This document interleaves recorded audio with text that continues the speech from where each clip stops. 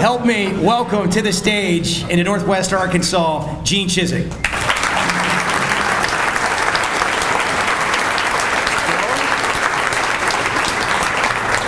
Man, I feel like this is my second home. I know so many people here, so as Bo kind of alluded to, 2004 is the first time I ever really spent any significant time in the state. And that was when I got a chance to meet Betsy and Molly with the Broyles Award, got a chance to win it in 2004. Came back in 2015 and was up for it again, and I didn't win it. They gave it to some guy named, I don't know, head coach at Oklahoma, whatever. But anyway, and Lee Zimba's mom, who I had the chance to coach Lee in college, Bo Mattingly, who I've done a lot of different interviews with. And so anyway, my point is that it's awesome to be back here. I'm sitting with Tim Horton's dad, who's a good friend of mine as well. And again, it's just great to be back here. Now, you know why I like speaking out of state? Because, now get this, I have not been the head coach at Auburn for 6 years. And half the state still hates me. Like, this is a real story now. Like, so one of the first speaking engagements I ever did in the state of Alabama was not an Auburn function. It was a fundraiser. And so literally like half the room was Alabama, half the room was Auburn. So I'm up here speaking like I'm doing now, and there's a young lady sitting like at this table, and she's got a baby and the baby's crying.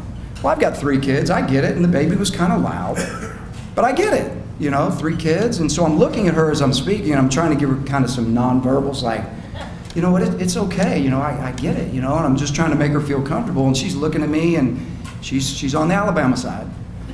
So finally she gets up and she starts walking towards the door, and I just felt bad. So I was like, ma'am, you don't have to leave. That baby is not bothering me. She said, yeah, coach, you're bothering us. So that's why I like speaking out of state. Does that make sense? Somebody asked me the other day, they said, coach, are you going to get back into it? And I said, well, right now ESPN's been really good. SEC Network's been really good. I'm really enjoying myself. I actually have a life. And they said, well, do you miss coaching? And I said, yeah, there's some things that I miss. And they said, like what? And I said, well, I miss the competition. I miss the game planning. More than anything, I probably miss the young men. I miss, being able to kind of mentor guys. And they said, well, what do you not miss? And I said, well, let me give you an example. I said, the year I got fired, we had lost our 3rd game in a row at home. And you guys can relate, right? So I couldn't, is it too early? Is that too soon?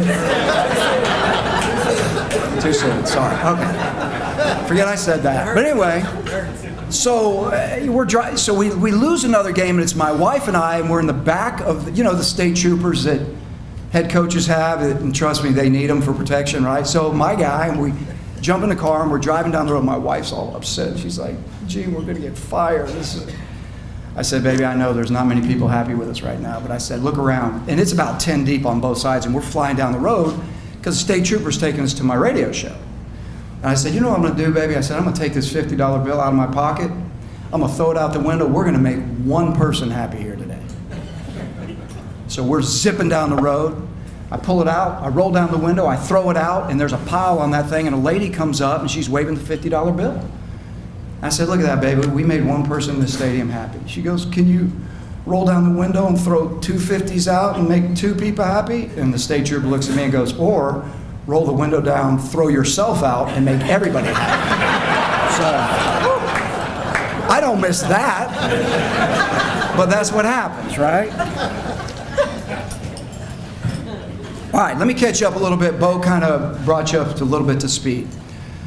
So, been very blessed in my career, 30 years of coaching. My most recent stop was the defensive coordinator in North Carolina.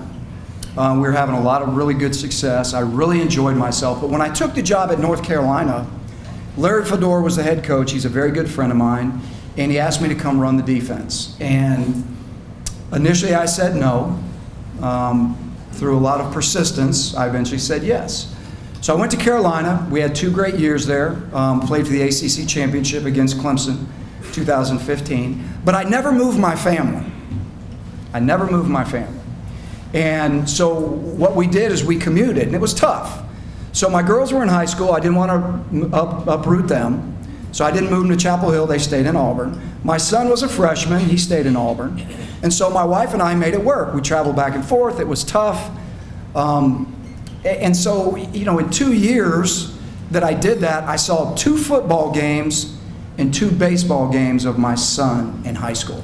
And I reflected back on my previous years, and I was like, up to date, I've never made a decision professionally or for my family that I've regretted. Not one. And I really started thinking about it. We played Stanford in the Sun Bowl in 2016, and I'll never forget it. I was on the bus with my wife, and we were pulling out of the Sun Bowl, and I said, this is not okay. I started reflecting back on me kind of not being there for my daughters, and they were freshmen at Auburn. My son has played freshman and sophomore football, high school football. Haven't seen any of those games. So I just dropped the anchor. I said, this is enough. Enough is enough. And I really tried to kind of put my money where my mouth was, and I just went in and I resigned. And so for the last 18 months, I've been home. Obviously, ESPN gave me a job, which I'm very grateful for. So I work as an analyst with ESPN, but I have 0 regrets. And before I kind of get into the meat and potatoes of what I want to talk about today, I do want to say this because I know there's a lot of fathers out there. Bo and I were actually having this discussion before I came here. And there's a lot of guys struggling with trying to find a balance. And it's really, really hard. So you got young guys in this day and age with social media and the, pressure to succeed for everybody. And it's not just specific to males, it's females as well. But there's so much pressure these days to succeed. And that's kind of, unfortunately, what everybody measures people by. And it's hard to find a balance. But I want to encourage you. I've been home for 18 months. I have 0 regrets. I always say this to guys when it comes to raising their family. Go fishing with your boy so you don't have to go fishing for your boy. And that's kind of what I'm able to live out right now. And I know my circumstances are different, but I do want to say, and I really want to make an impression, because I very rarely get a chance to do this to groups of people at a time, but when I do, I always do this. Make sure that your family, your wife, and your children get the best of you and not the rest of you, because it's very easy for that to happen. And, you got to be intentional if that's not going to happen. It's not just going to happen, with you saying, well, let's let life unfold and we'll see what happens. You have to be very intentional in terms of what you do and how you do it. And I want to encourage you to do that. All of us professionally, if you're working your way up the ladder, you always have a plan. You always have a plan. If you're going to take a trip in the car, you always have a plan. I'm going to go here, and then I'm going to stop here, and then we're going to go here. If you're running a business, you always have a plan. No matter what you're doing, you always have a plan to anything that matters to you. So I want to impress upon you the importance of you having a plan with your family, because unless you have a plan, it's like anything else. It doesn't just materialize on its own. You got to have a plan. So I say that because I'm in a period of my life where I can do that. I can be very intentional about what I'm trying to accomplish. Not that I didn't do that when I was coaching, but I think obviously as anybody, as you kind of get up there in years, you reflect on things that you wish you could have changed or done different or done better. And I want to kind of just throw that out. Anyway, that being said, I want to talk to you about 3 things today. Excuse me. I'll talk to you about 3 things today. I want to talk to you about championships. I want to talk to you about money in college football. And I want to talk to you about Arkansas football. Those 3 things. How long do I got, Bo? 20 minutes? 30 minutes? Because I got some things I want to say. Number 1, I want you to understand this. Now, this comes from a guy who can't stand up here and say I've won 6 national championships. Okay, I have not done that. But here's what I have been a part of, and it's not because of me, it's just what I've been a part of. I've been a part of 7 division championships in Power 5 football. That's in the Big 12, the ACC, and the SEC. I've been a part of 5 conference championships in the exact same 3 leagues. And I have been fortunate enough to be on 2 teams that have won it all. And to me, championship is a word that gets tossed around by people a lot. Okay? And people don't really understand what that is and what that takes. It's a really watered down word because every fan base, everybody expects to win championships. There's only one, guys. There's only one. There's not two. And they're really hard to come by. And everybody's going to equate, we ought to win a championship because we're paying our coach X amount of money, whatever money that might be. In some ways, that's fair. But in some ways, it can become very unrealistic.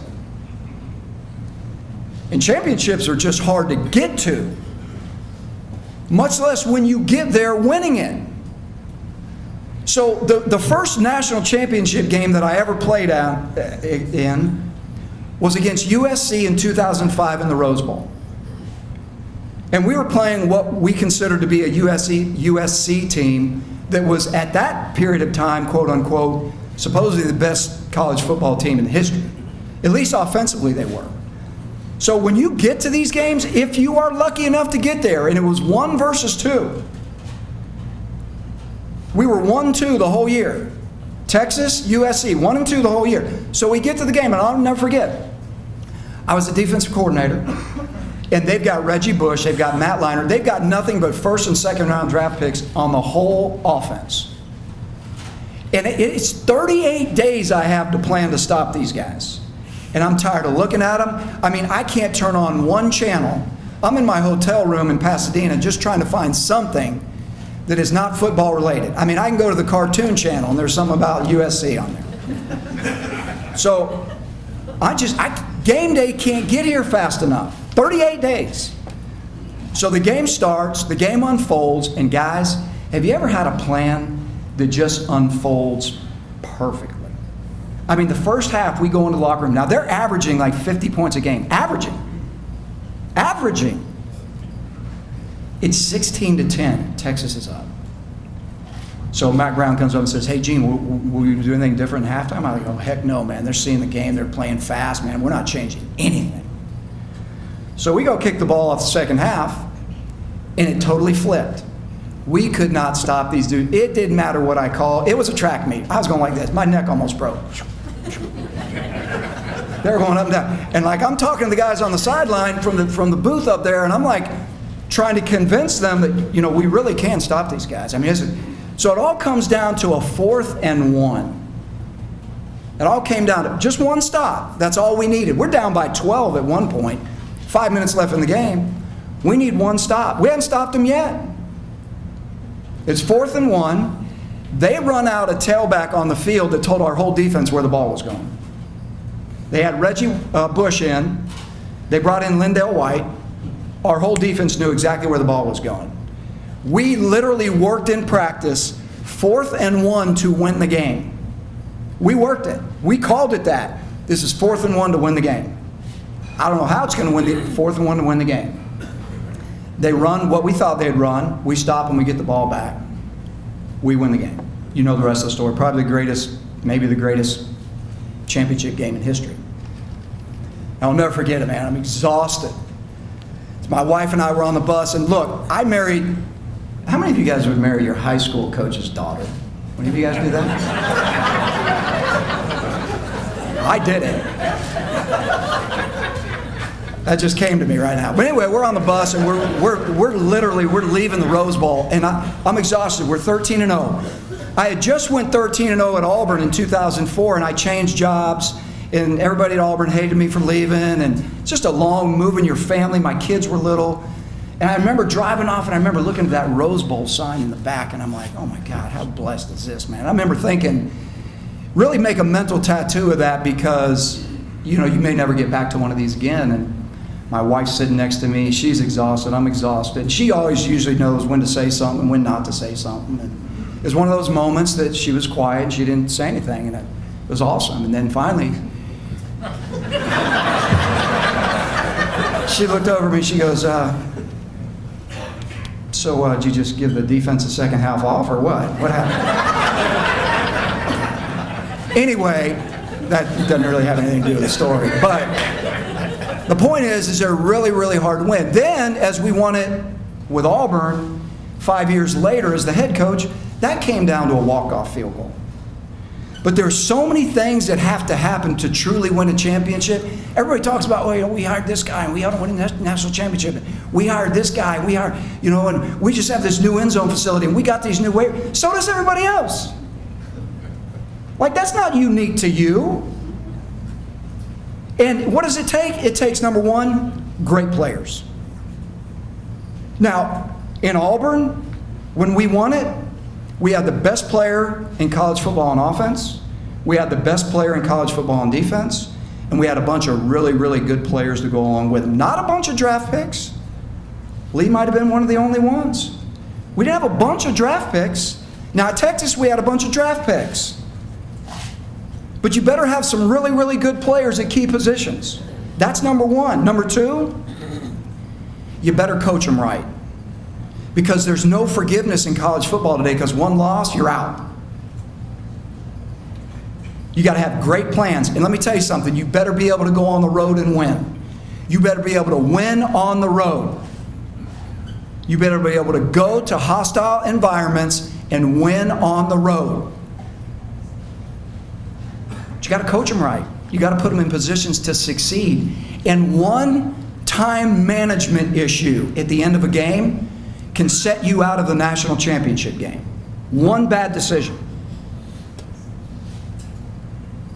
And so you better coach them right, you better have great players, and you better have some luck as number three. You got to have some luck. There's some luck in there, guys.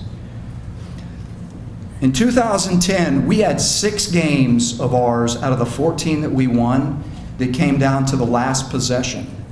Either defensively we had to make a stop, or we're going to lose. Or offensively we had to score, or we're going to lose, potentially. So those games come down to the end. You got to manage them well. You got to have a little bit of luck. I mean, people look at the run, and I don't know if you remember that Mike Dyer had in the national championship game where the dude thought he was down and everybody quit and he kept running on it. Don't you think there's a little luck involved with that? I mean, so there's always some luck involved with that when it comes to the championships. But championships are very difficult to come by. Make sure you understand that. Because I know the expectations at Arkansas should be very high. But you got to walk before you can run.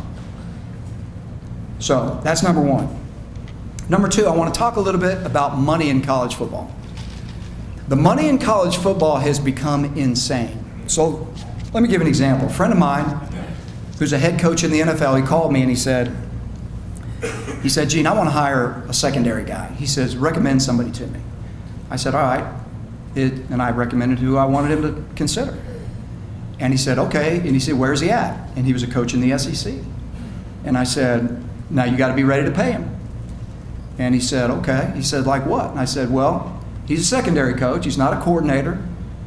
He's not a, head coach. He's not a coordinator. Well, you're going to have to pay him well over $500,000. He's in the NFL. And he went, what?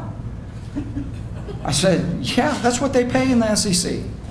And they're starting to pay that everywhere. So you got assistants now that aren't coordinators that are making between $500,000 and $1 million. You got the defensive coordinator at LSU, Dave Aranda. He's the highest paid assistant in the history of college football. He makes $2.5 million a year. Signed a 4-year deal for $10 million. The money in college football is insane. The college football playoff now is giving payouts to conferences that are enormous. The ACC and the Big Ten last year got almost a $90 million payout. And every league gets these huge, huge payouts. That's why you can see Nick making $11 million. That's why you can see all of these things. That's why it is an arms race with recruiting that you don't fall behind.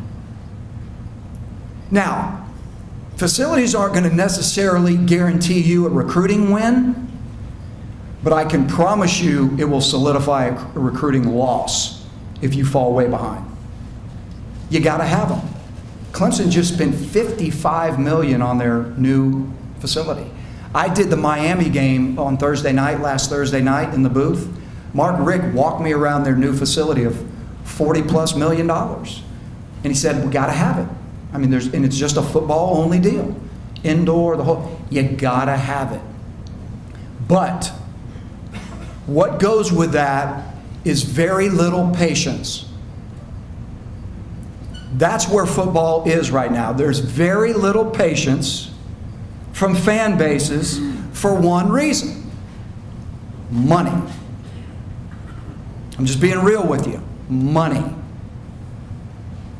So everybody then wants to fire the coach. Bo and I got in this discussion this morning. And look, there's some scenarios out there where the coach you need to make a change. I get it. But there's also scenarios out there where patience has paid off. Let me give you a couple of examples.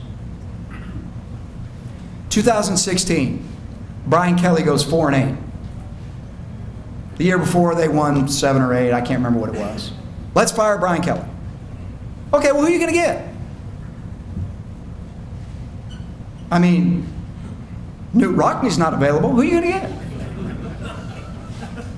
And that's what I always ask guys. Okay, so you want to fire your guy? Okay. Well, who are you going to get? Well, we ought to be able to get this one and this one and this one.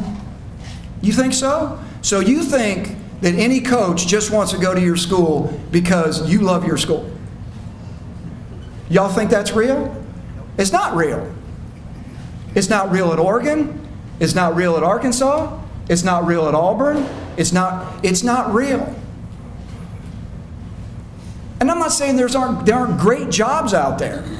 But every fan base thinks you can go out and you're going to hire Bill Belichick. He ain't coming. So then let's go fire the dude. And who are you going to hire? Well, anybody's better than that guy. Really? Well, guess what? They kept Brian Kelly, and the next year he won 10, which was 2017.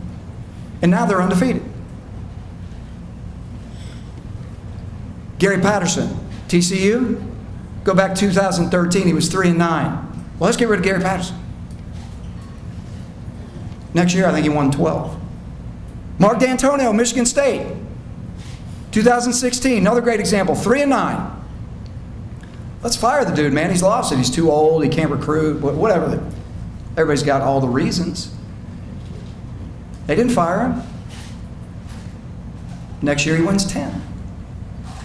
So look, my point to you is simply this. The answer, because of the money, is not just fire the guy. Is there reasons that some schools need to make changes? Yes, there is. And look, I'm standing up here, I get the business. Listen, my first 3 years at Auburn, I was the winningest coach in the history of the school, period, for their first 3 years. If you took my first 3 years, and you took anybody that's been at Auburn ever and take their first 3 years, I was the winningest coach in the history of the university. My fourth year, we went 3-9. It was an abysmal year, and they fired me. Did I agree with it? No. Did I understand it? Yes. But there's nobody that knew how to get that resurrected better than me, because I was there day in, day out. And do I feel good about me being able to have done that? Yes. Did I get the chance? No. Move on. Everybody else does. But my point is that nowadays it's cut the head off, it cut the head off, it cut the head off, it cut the head off. Oh, we got who? We just hired who?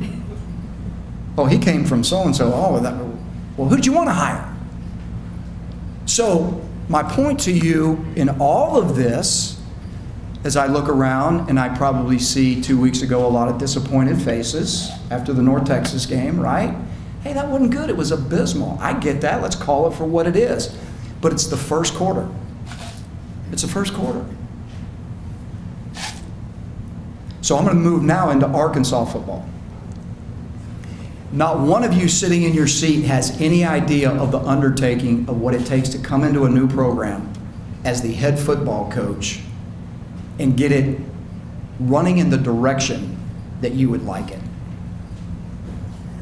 And to some degree, I look at Chad, I look at Jeremy Pruitt at Tennessee, I look at even Joe Moorhead over there at Mississippi State. He went in there with the cupboards full, expectations are high. They just been beat 2 games in a row, and now Auburn waltzes in there this weekend. What if it goes to 3? My point is that sometimes the head guy gets in there and has no idea of the undertaking that is ahead of him till he gets in there. And it's huge.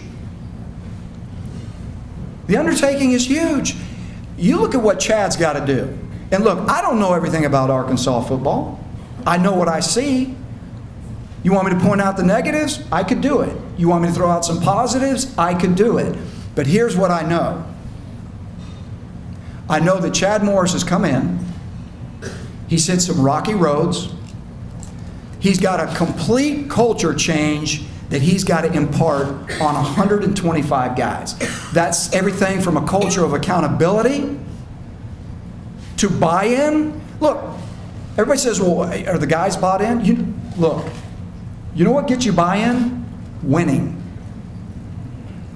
Not just from the players, from you.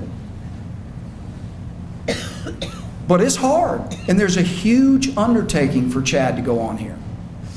Don't forget the fact that he's going from philosophically one completely different idea offensively to another. And so he's got to recruit to get that in the direction he needs it to head. That's not going to happen with what Brett recruited. It's just not. And then on defense, I mean, one year they were the 4-3, then Brett's last year they were 3-4, now they're back to a 4-3. I mean, they've kind of been all over the place with that. So now what's Chief got to do? He's got to get this thing aligned in the direction that he wants it. The second thing that's got to happen is recruiting at Arkansas has to go to the next level. Now, in your mind right now, let me tell you the picture that I just painted. What you heard me say is that Arkansas has got to sign a bunch of 4- and 5-star guys. That's what you just heard me say. That's not what I said. What I said was recruiting's got to go to another level. So what does that mean? So let me give you a whole new perspective of this. If I'm the head coach at Arkansas right now, my number one goal is there's not one great player in this state that's going to go to Auburn, Alabama, Ole Miss, you name it. We're not letting them out of here. How many is that every year that can win in the SEC for us? I don't know. Is it 4? Is it 8? Is it 12? But they're not leaving the state. That's number one, because I do happen to know that this state in high school football has some really, really, really good players. The second thing is everybody talks about Chad being able to recruit Texas. Well, Arkansas is not the only school recruiting Texas. That's great. He's not the only one with great relationships in Texas. You think when Urban Meyer walks in there, he doesn't have a great relationship? You think Nick doesn't have great relationships? Everybody's got great relationships. Here's where the recruiting is got to be looked at differently. He doesn't have to be a 4 or 5-star guy. Now, it would be nice. But if he's a 3-star guy or a 2-star guy or a guy that no one even looked at, he was totally under the radar, but I evaluated him, I brought him into my program because I saw something nobody else did. I saw a great fit for what I'm doing, and then I developed this dude.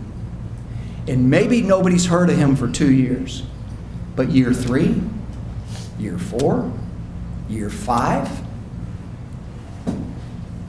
that's when he becomes a real player. That's recruiting. Because y'all are going to look at signing day when we do it on the SEC network, and you're going to see all these 4 and 5-star guys everywhere, and definitely it makes a difference. But it doesn't mean that if you don't get them, you're failing. It means that you get some of those, sprinkle in some 4-star guys, maybe get a 5-star guy every once in a while, but those 3 stars, man, you have done your homework, and you have recruited, and you know they're an exact fit for what you're doing, and you develop those guys. That's it. So, this weekend, let me go back. I'm going to go back to last week real quick. I'm going to talk about Alabama, then I'll take some questions reluctantly, Bo. Can we do that? All right. So, let's go back to last week. You know what I love? I'm going to pull some positive, okay? Some of y'all look like you need some positive. Y'all need some positive? See a lot. Yeah, we need a lot of positive. 17-0. It was an amazing, amazing feat of guys digging their cleats in and digging their heels in and saying, no, I'm going to compete. I'm going to grind. I'm going to fight. and we're not going to let this thing get out of hand. 17-0. Now, why is that so huge? It's huge because of the way the previous 2 weeks have unfolded. Look, North Texas was somewhat of an anomaly, guys. You turn the ball over 6 times. You get a punt return and a pick 6. No one's going to win that game. I don't care who you're playing. So then you move on to the next week, and you know what? The score at Auburn was 34-3. And obviously you walk out, and if you just read the headlines, it sounds like it was a dadgum drubbing. It was not. And those dudes fought. And then you turn around, you start out with a kickoff return for 100 yards for a touchdown. You say, oh boy, here we go again. The next thing we look up in the fourth quarter, it's a one-possession game with a chance to win at the end. Now, the downside is you have absolutely no chance of that happening this week. No offense, but I'm an analyst, so I got to tell it the way I see it, right?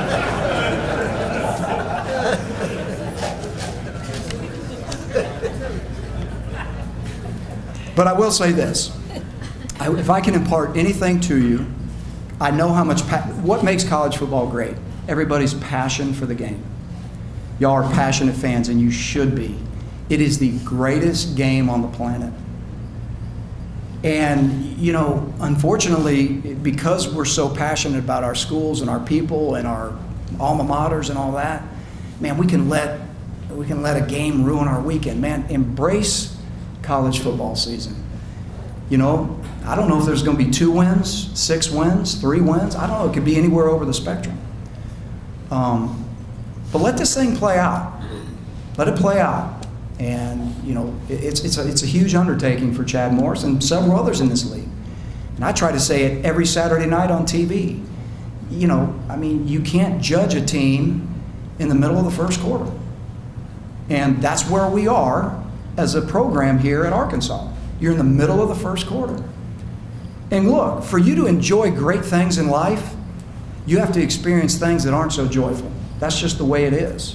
But I'll tell you what it does. When you come to the other side of that, it gives you a whole new perspective on your joy and on being proud, because you know what it was to live that other life. And so you're experiencing some of that right now, and you're going to experience more. You're going to experience more. It could get worse before it gets better. But have patience, enjoy the process, enjoy game day. Don't let it ruin your weekend. If this Saturday, it could ruin your weekend. But try not to let it, and that's my words of wisdom. By the way, if any of you do not follow me on Twitter, it's at Coach Gene Chizik, and I will impart with you some words of wisdom that might help you through this difficult time. Anyhow, so with that being said, I will open this up to any questions that you may or may not have. Yes, sir.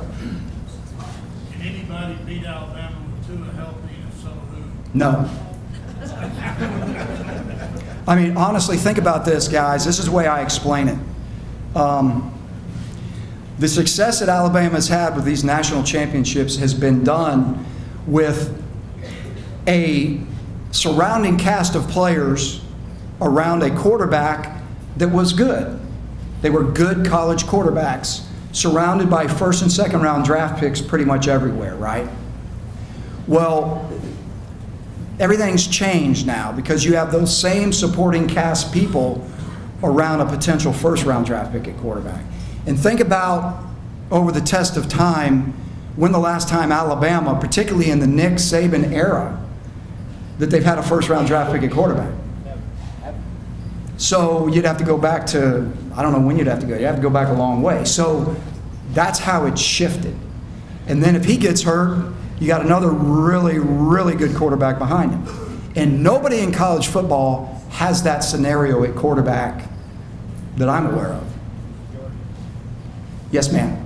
Coach, I'd love your opinion on the new redshirt rule and just how you think it's going to change the league. Yeah, well, it already has. That's a great question. She asked, what about the new redshirt rule? And, you know, the coaches adopted this, and I thought it was a very good rule for the intention of the rule. The coaches adopted this so that, you know, you could play a kid and play them for 4 games and not burn a year. So let me give you an example. So the example would be I'm in the 11th game of the year.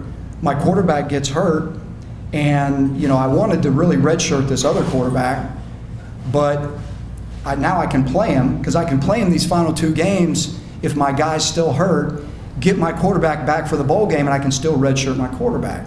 Well, that makes sense. And the reason it makes sense is from a health issue, because what coaches kind of angle was that near the end of the year when your teams are getting beat up, you can now use some guys that are freshmen as depth, some even starters, when your team is really beat up and beat down, and you don't put a guy that's playing in harm's way because he's got to play 90 plays during the game and he never can take a break because we don't have anybody else. So it was also kind of a health issue. Well, what happens when you make new rules? What happens when you make new legislation on a lot of things? What comes with that? A lot of time, unintended consequences that come with it. What is that unintended consequence now? Well, we saw it play out at Clemson. We saw Trevor Lawrence get named the starter. Kelly Bryant says, I'm transferring. So it's the intent of the rule, I think, is really, really good. I think probably what's eventually going to happen if this continues to unfold is that they're going to have to go back and maybe kind of make some addendums to that rule so that they don't see this happening as much, particularly with the older guys that are seniors, juniors, that still would have 1 year of eligibility left. I think they'll have to eventually relook at it, but the unintended consequences have made this really interesting. Great question. That it? Not much to say. Yes, sir. Coach, I know where you coached before. Tell us about where you're from and how you got into the coaching. That's great. So he asked where I'm from and how I got into the coaching profession. My dad was an educator. My dad played college football. My dad was a World War II Marine. And I remember back in the day sitting on his lap growing up, watching the old Green Bay Packers and Minnesota Vikings, breathing the smoke. And he was a football junkie. And he was actually a high school football coach before he came principal. And that's just kind of all I really wanted to do. And, I played the game since I was 8 years old. I was born and raised in Florida, one of the few that actually were born and raised there, and went to the University of Florida, played for a guy named Charlie Pell. And, the game has been part of me since I can remember. Even when I couldn't play organized football at 3, 4, and 5 years old, I still remember the game. I still remember growing up and being so intrigued with it, and it was just always a part of my life. And just for you high school coaches, so you know, when I graduated college, the first thing I did is I went into high school coaching. I was a high school coach for 2.5 years, and it was the most unbelievable. I loved every minute of being a high school coach, being involved with those kids, being able to coach that age, having an impact on those guys. It was unbelievable. And then, I ended up going to Clemson with Danny Ford back in the late 80s. It was my first college job. And then, 30-some odd years later, here I am. But just been real blessed to be around a lot of great people. My time at Texas with Mac Brown was just a great learning experience. Just been around really some great guys that have imparted a lot of good stuff to me. So I appreciate that, and that's kind of where I'm from. Yes, sir. So who's your greatest mentor of your coaching career? I would say one of my high school coaches for sure would have to be lumped into that group, which happened to be my father-in-law. He's passed away now, but he would be one. I had a guy at Middle Tennessee State named Boots Donnelly, and Boots was amazing. I was with him for 2 years. He was phenomenal. Mac Brown, I couldn't overlook Mac Brown. Danny Ford was great to me. Obviously gave me my first job.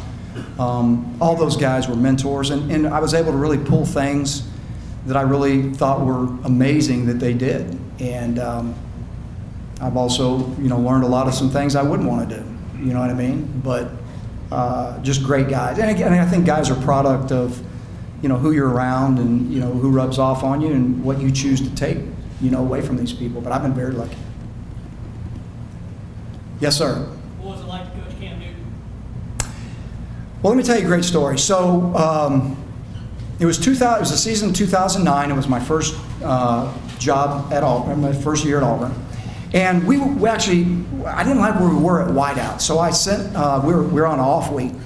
So I sent my guy that recruits Texas, I said, I need you to go out to Blinn Junior College, and I want you to watch this wideout. So we were out there to see a wide receiver.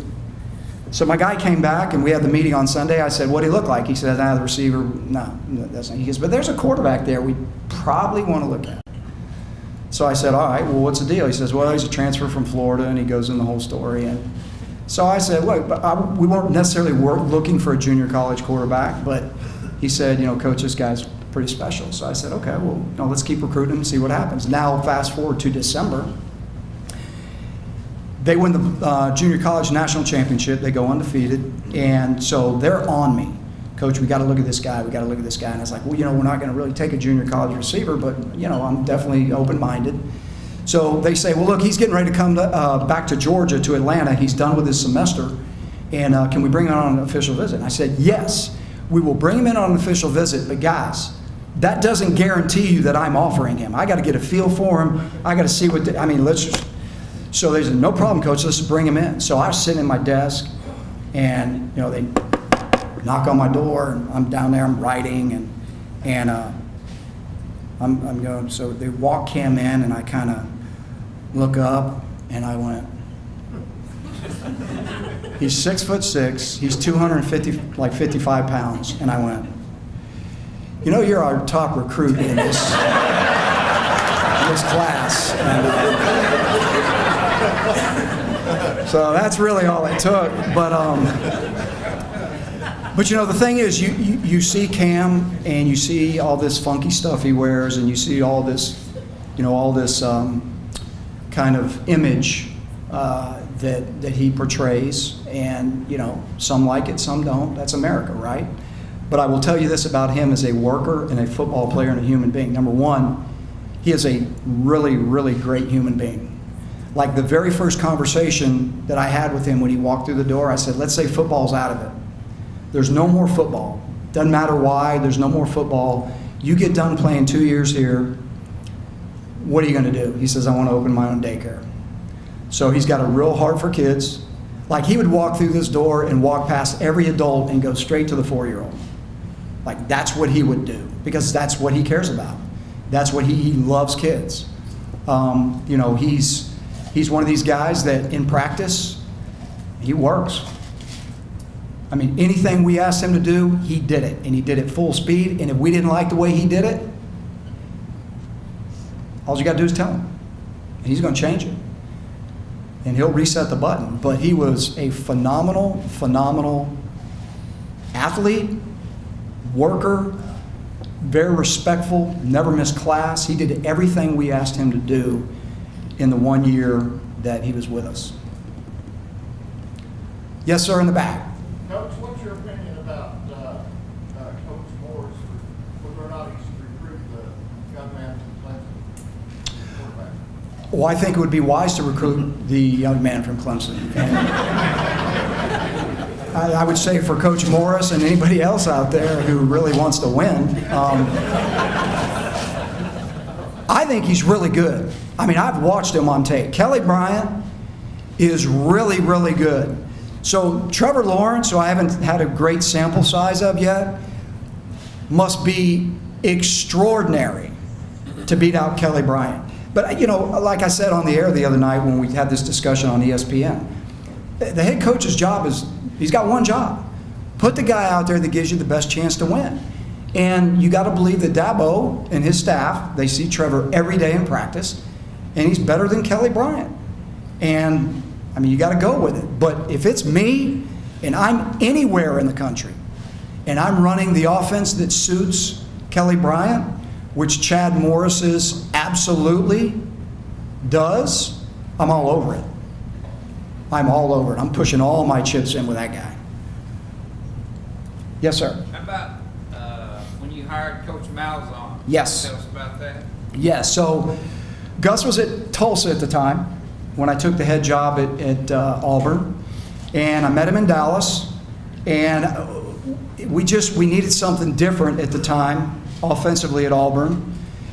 there was really no spread offenses in the league at the time. So there was a big question mark as to whether or not that type of offense would succeed.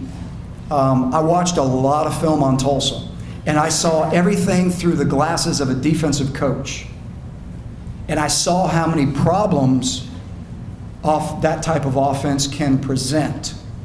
And it can present a lot of problems. So when we hired Gus, obviously we didn't have Cam. We had another quarterback battle going on. And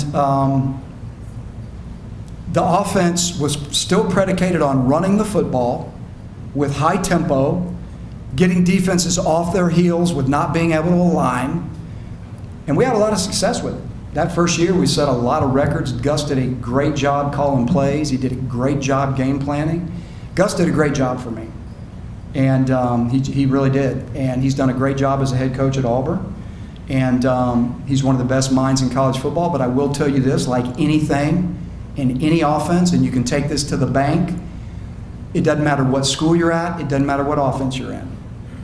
If you don't have a quarterback, you don't have an offense. You just write that down.